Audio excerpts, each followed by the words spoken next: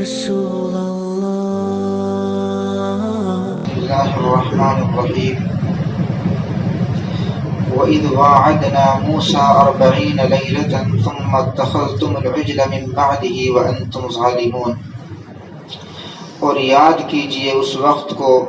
جب ہم نے موسیٰ علیہ السلام سے 40 راتوں کا وعدہ کیا،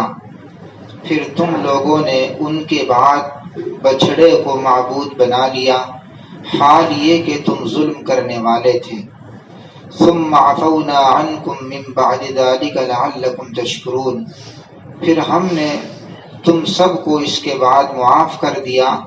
تاکہ تم شکر گزار بن جاؤ۔ اللہ تعالیٰ نے بنی اسرائیل پر 10 انعامات فرمائے تھے، ان میں سے چوتھے اور 5ویں انعام کو ان آیتوں کے اندر ذکر کیا گیا ہے۔ چوتھے انعام کی تفصیل یہ ہے کہ جب بنی اسرائیل فرعون کی غلامی سے نجات پا گئی اور فرعون اپنی فوج کے ساتھ دریائے قلزم میں غرق ہو گیا، ڈوب گیا، تو قوم نے حضرت موسیٰ علیہ السلام سے عرض کیا کہ اب ہمارا دشمن ڈوب چکا ہے، اب ہمیں کسی کا ڈر نہیں رہا، اب ہمیں اللہ تعالیٰ سے کوئی ایسی کتاب لا کر دیجئے کہ جس کتاب کے اندر معاملات کا بیان بھی ہو، معاشرت کا بیان بھی ہو، زندگی گزارنے کے اصول اس کتاب کے اندر بیان کیے گئے ہوں۔ اب ہمیں اللہ تعالیٰ سے ایسی کتاب لا کر دیجئے، اب ہمیں کسی دشمن کا خوف نہیں رہا، اب ہم اللہ تعالیٰ کی مرضی کے مطابق زندگی گزارنا چاہتے ہیں۔ حضرت موسیٰ علیہ السلام نے قوم کی یہ درخواست اللہ تعالیٰ کی بارگاہ میں رکھی۔ اللہ تعالیٰ نے ارشاد فرمایا کہ ٹھیک ہے، تم 30 راتوں کے لیے طور پہاڑ پر اعتکاف کرو۔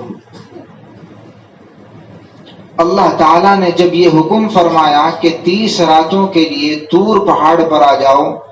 تو حضرت موسیٰ علیہ السلام نے اپنے بھائی جن کا نام حضرت ہارون علیہ السلام ہے، یہ بھی نبی ہیں، ان سے فرمایا کہ اب تم میری قوم میں میرے خلیفہ ہو، میرے نائب ہو، اصلح لی، ان کی اصلاح کرتے رہنا، ولا تتبع سبیل المفسدین، اور جو فساد برپا کرنے والے ہیں ان کے راستے پر مت چلنا۔ حضرت موسیٰ علیہ السلام اپنے بھائی حضرت ہارون علیہ السلام کو اپنا نائب بنا کر کوہ طور پر 30 راتوں کا اعتکاف کرنے کے لیے چل دیے اور جا کر 30 راتوں کا اعتکاف کیا اور 30 دن تک روزہ رکھا۔ لیکن جب 30واں دن ہوا، یعنی 1 مہینہ ہو گیا روزہ رکھتے رکھتے، تو حضرت موسیٰ علیہ السلام کو اپنے منہ میں کچھ بو محسوس ہوئی روزہ رکھنے کی وجہ سے، تو حضرت موسیٰ علیہ السلام نے مسواک کر لی، اور روزہ دار کے منہ کی بو اللہ تعالیٰ اور فرشتوں کو مشک کی خوشبو سے کہیں زیادہ پسند ہوتی ہے، اس لیے اللہ تعالیٰ نے ارشاد فرمایا کہ 10 راتوں کا اعتکاف مزید کیجیے گا اور 10 روزے اور رکھیے گا، اس لیے 30 چھوڑ کر 40 راتوں کا اس آیت شریفہ میں تذکرہ فرمایا ہے۔ بہرحال حضرت موسیٰ علیہ السلام تو طور پہاڑ پر 40 دن کا اور 40 راتوں کا اعتکاف کر رہے تھے۔ ادھر قوم کا حال یہ ہوا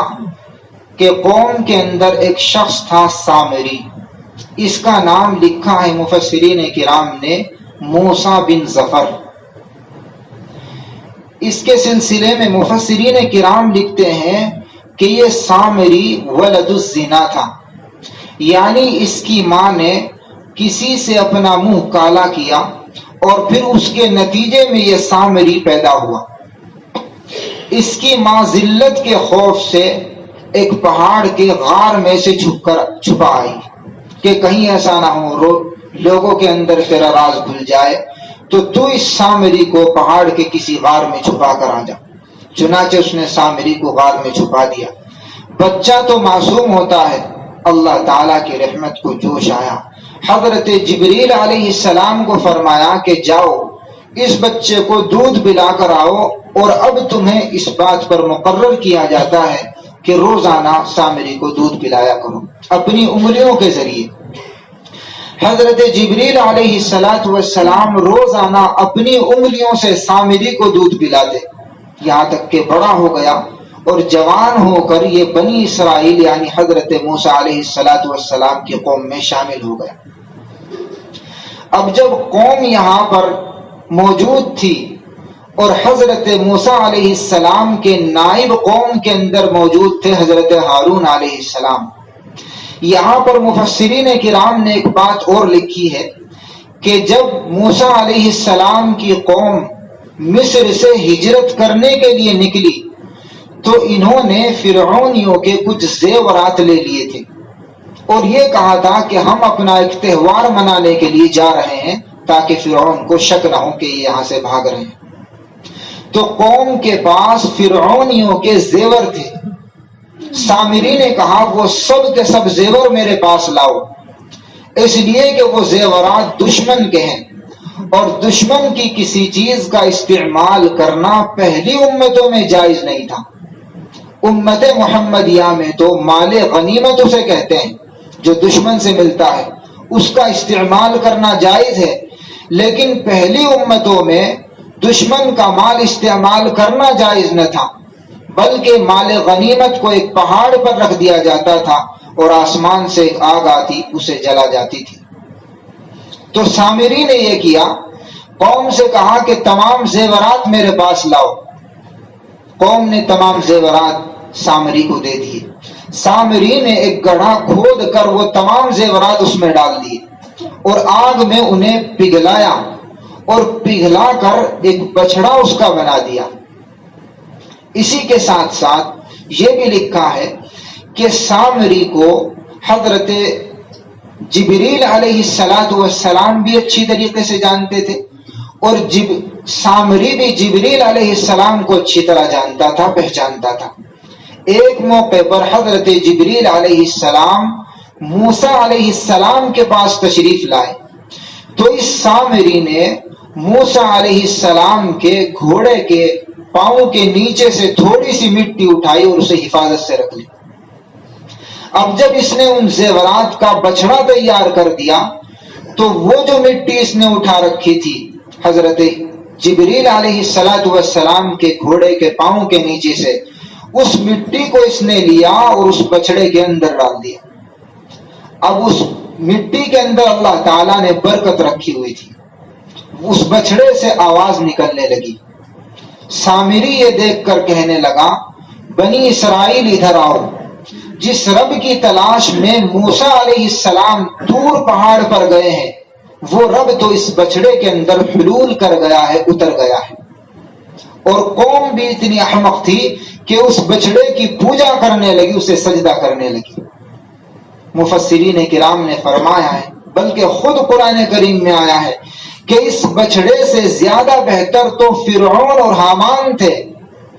اس لیے کہ کم از کم ان کے پاس کچھ طاقت تو تھی۔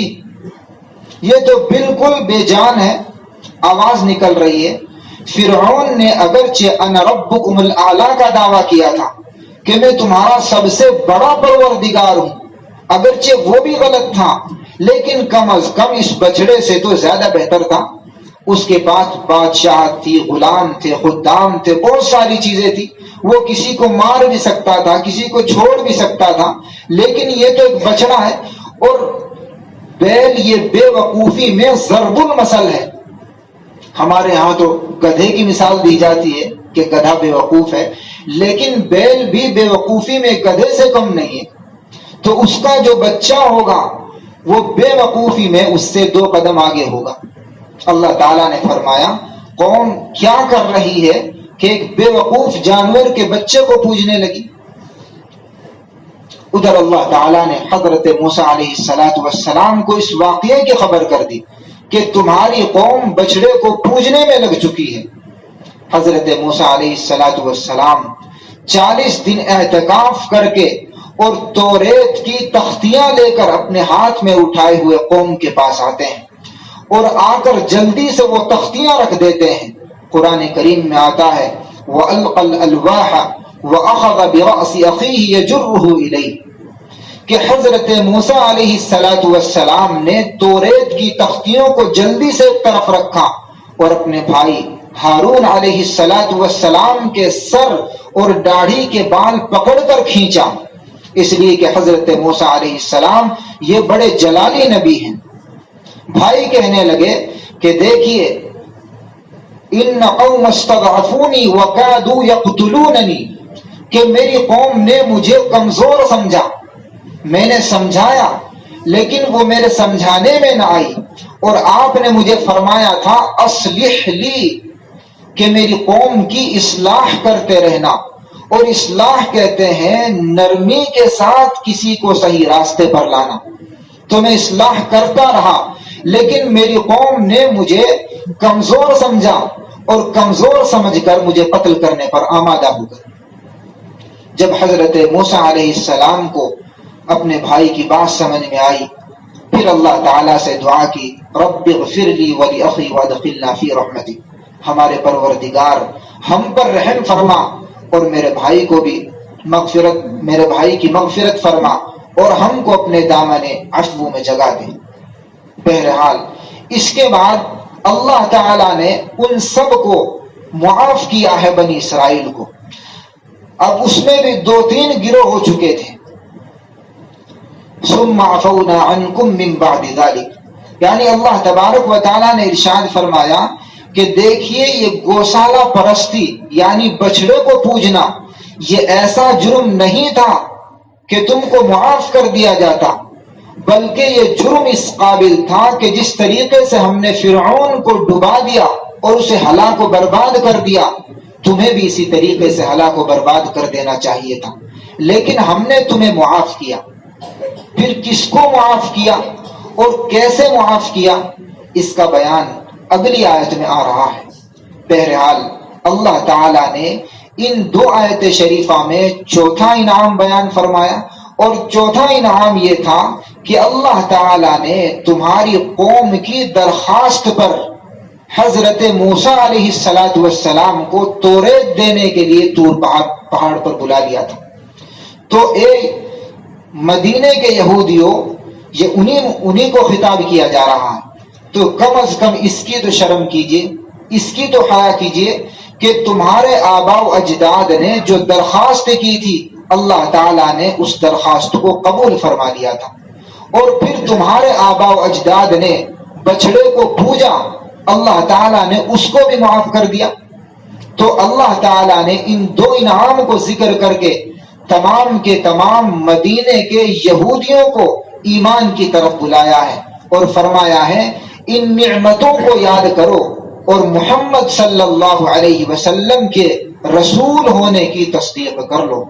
اس لیے کہ نجات کا ذریعہ صرف و صرف محمد صلی اللہ علیہ وسلم کی رسالت کی تصدیق کر دینا ہے۔ اگر تم محمد صلی اللہ علیہ وسلم کی رسالت کی تصدیق نہیں کرو گے تو تمہاری نجات نہیں ہوگی۔ بہرحال اس ایمان کے خاطر جو مجھے بھی حاصل ہے اور ہم سب کو حاصل ہے، اللہ تعالیٰ بنی اسرائیل کو ان کے بڑوں کی نعمت یاد دلا رہے ہیں کہ ہم نے تمہارے آباء و اجداد پر نعمتوں کے دہانے کھولے ہیں، لہذا کم از کم ان کی شرم و حیا کر کے ان نعمتوں کو یاد کر کے محمد کے رسول ہونے کی تصدیق کر لو۔ اگلی آیت میں 6 انعام کا بیان ہے۔